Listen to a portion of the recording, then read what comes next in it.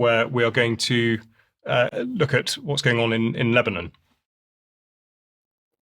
Yeah, Israel yet again violating the ceasefire and the UN resolution 1701 by bombing north of the Litani River. This is from Hala Jabba on X. Israel bombed Beirut again. This was yesterday at 4 a.m.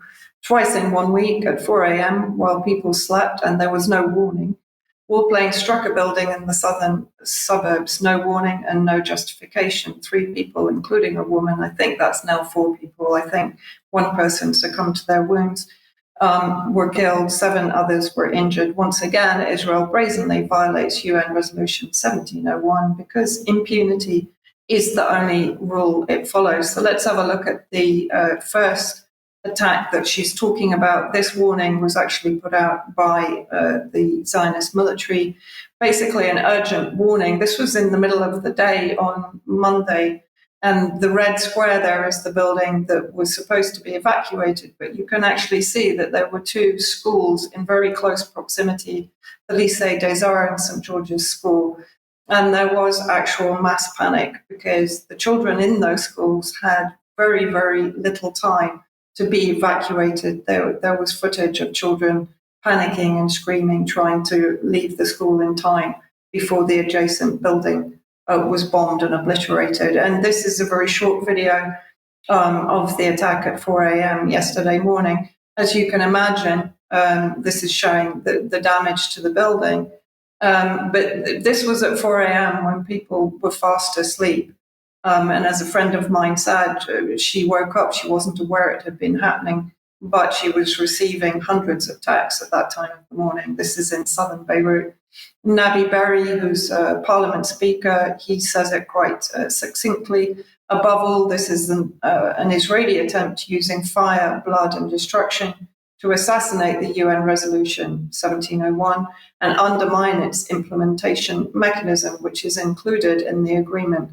Lebanon has fully complied with it, and that, of course, includes Hezbollah.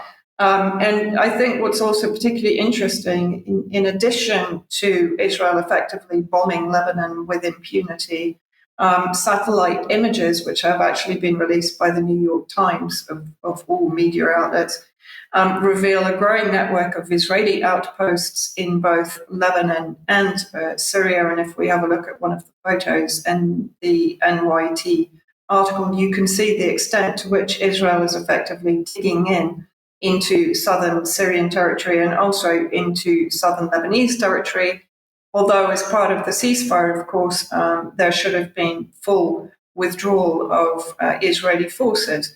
And in fact, the exact opposite to that, this was actually on my Telegram channel yesterday towards the end of the afternoon. In the past 2 hours, enemy Israeli attacks targeted several border areas. Machine gun bursts targeted the southern outskirts of the town of Aitarun. More machine gun bursts in the vicinity of other towns in the south and in Chiba. And then basically, along with the machine gun sweeping operations, with the sounds of Israeli tanks moving into southern Lebanon. So this is in direct violation of the ceasefire, of course.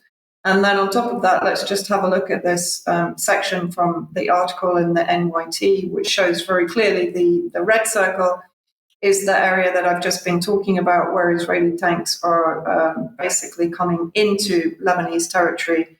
But you can see very clearly there, I mean, if you freeze frame and have a look at the photos or go to the article, which will be in the show notes, you can see the development of effectively settlements by Israel, both in southern Lebanon, by the 5 highest points that we've talked about many times on UK column, and in southern Syria, extending towards southern Damascus, the suburbs of Damascus.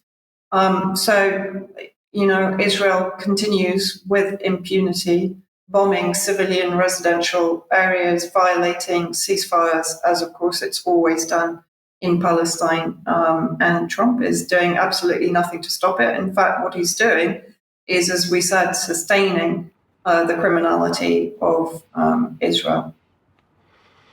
Indeed, yeah. Unfortunately, very consistent in the way that they conduct themselves, at least the Trump regime and indeed the state of Israel. Unfortunately, not time to go into that further now, but we definitely will in extra. So that we'll have to close the programme out there. But please remember the Catherine Austin Fitz interview from yesterday, and indeed to look forward to the Carl Schwartz interview going out at 1 o'clock tomorrow. Also, may I encourage you to go ahead and buy that live stream ticket for the Cheltenham event on Saturday, this Saturday. And again, to reiterate, you don't need to watch it at the time, but you will have access to it thereafter. So we'll look forward to seeing you either in person or indeed on the end of a live stream.